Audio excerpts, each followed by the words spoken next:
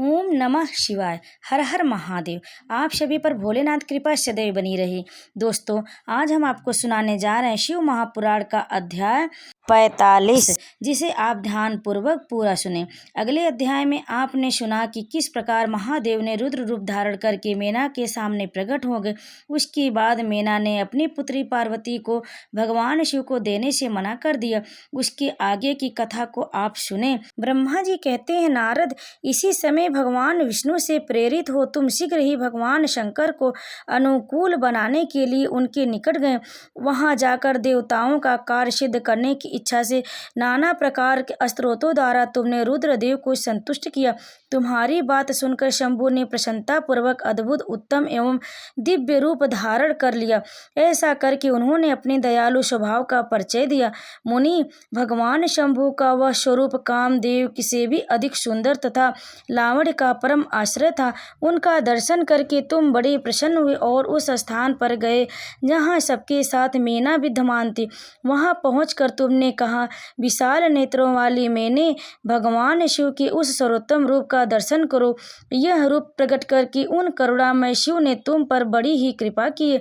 तुम्हारी यह बात सुनकर शैलराज की पत्नी मेना आश्चर्यचकित हो गई। उन्होंने शिव के उस परमानंददायक स्वरूप का दर्शन किया जो करोड़ों सूर्य की समान तेजस्वी, सर्वांग सुंदर, विचित्र वस्त्रधारी तथा नाना प्रकार की आभूषणों से विशोभित था।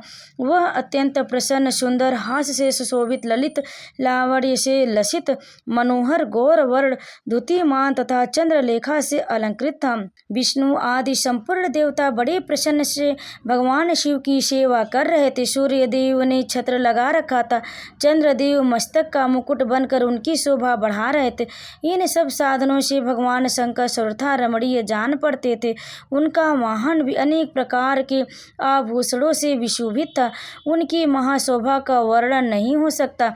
गंगा और यमुना भगवान शिव को सुंदर चवर डुला रही थी और आठों सिद्धियां उनके आगे नाच रही थी।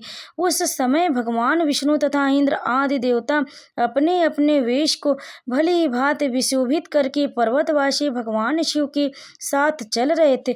नाना रूपधारी शिव के गण खूब सज धज कर अत्यंत आनंदित हो रहे थे और शिव के आगे चल रहे थे। सिद्ध उपदेवता, समस्त मुनि तथा अन्य सब लोग श्री महान सुख का अनुभव करते हुए अत्यंत प्रसन्नता पूर्वक शिव की यात्रा कर रहे थे। इस प्रकार देवता आदि सब लोग विवाह देखने के लिए उत्कंठित हो खूब सज धज कर अपनी पत्नियों के साथ पर ब्रह्मा शिव का यशोगान करते हुए जा रहे थे। विश्वासु आदि गंधर्व अप्सराओं के साथ हो शंकर जी के उत्तम यश का गान करते हुए उनके आगे आगे चल रहे थे। मुनि श्रेष्ठ महेश्वर के शैलराज के द्वार पर पधारते समय इस प्रकार वह नाना प्रकार का महान उत्सव हो रहा था। मुनीश्वर, उस समय वहां परमात्मा शिव की जैसी शोभा हो रही थी, उसका विशेष रूप से वर्णन करने में कौन समर्थ हो सकता। उन्हों वैसे विलक्षण रूप में देखकर मेना क्षण भर के लिए चित्र लिखी सी रह गए। फिर बड़ी प्रसन्नता के साथ बोलती हुई, महेश्वर, मेरी पुत्री धन्य, जिसने बड़ा भारी तप किया, उस तप के प्रभाव से आप मेरे इस घर में पधारे। पहले जो मैंने आप शिव की अक्षम्य निंदा की है, उसे मेरे शिवा स्वामी शिव आप क्षमा करें और इस समय पूर्णतः प्रसन्न हो जाए। ब्रह्मा जी कहते हैं, नारद, इस प्रकार बात करके चंद्रमौली शिव की स्तुति करती हुई शैल प्रिया मेना ने उन्हें हाथ जोड़कर प्रणाम किया। फिर वे लज्जित हो गए। इतने में ही बहुत सी पूर्ववासिनी स्त्रियां भगवान शिव के दर्शन की लालसा से अनेक प्रकार के काम छोड़कर वहां आ पहुंची। जो जैसी थी वैसे ही अस्त व्यस्त रूप में दौड़ आए। भगवान शंकर का वह मनोहर रूप देखकर वे सब मोहित हो गए। शिव के दर्शन से हर्ष को व्याप्त वह प्रेम पूर्ण हृदय वाली वे नारियां महेश्वर उस मूर्ति को अपने मनो मंदिर में बिठाकर इस प्रकार बोली। पूर्ववासियों ने कहा, अहो, हिमवान के नगर में निवास करने वाले लोगों के नेत्र आज सफल हो गए। जिस जिस व्यक्ति ने इस दिव्य रूप का दर्शन किया है, निश्चय ही उसका जन्म सार्थक हो गया। उसी का जन्म सफल है और उसी की सारी क्रियाएं सफल। जिसने संपूर्ण पापों का नाश करने वाले साक्षात शिव का दर्शन किया है, पार्वती ने शिव के लिए जो तप किया है उसके द्वारा उन्होंने अपना सारा मनोरथ सिद्ध कर लिया। शिव को पति के रूप में प्राप्त कर ये शिवा धन्य और कृतकृत्य हो गए। यदि विधाता शिवा और शिव की इस युगल जोड़ी को सानंद एक दूसरे से मिला न देते तो उनका सारा परिश्रम निष्फल हो जाता। इस उत्तम जोड़ी की मिलाकर ब्रह्मा जी ने बहुत अच्छा कार्य किया है। इससे सबके सभी कार्य सार्थक हो गए।